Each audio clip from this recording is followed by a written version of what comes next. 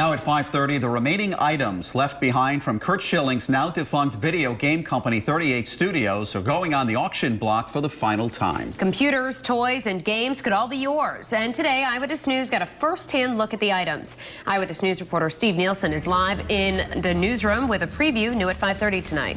Well, there's already been 2 auctions. This will be the 3rd and final auction, and every dollar is important here as Rhode Island taxpayers continue to pay back $90 million from the failed $75 million loan.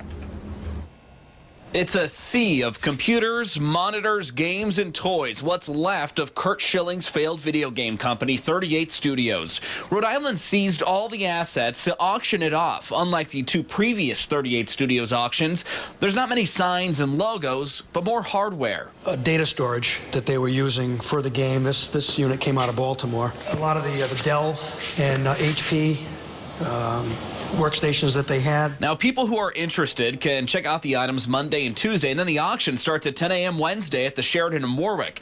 Richard Land is the receiver in charge of getting back as much as he can for all of this.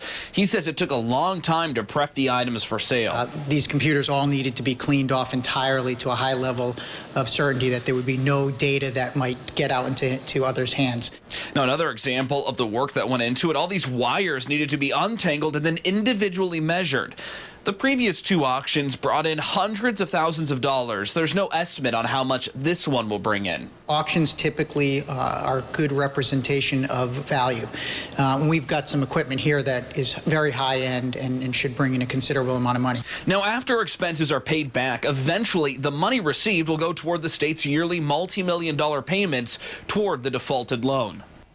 Now, potentially the most valuable item here is the game that 38 Studios was actually developing, but Land says they're still courting offers for that game. They haven't had any sale of that yet, and nothing has come of any of those offers. In the newsroom, Steve Nielsen, Eyewitness News.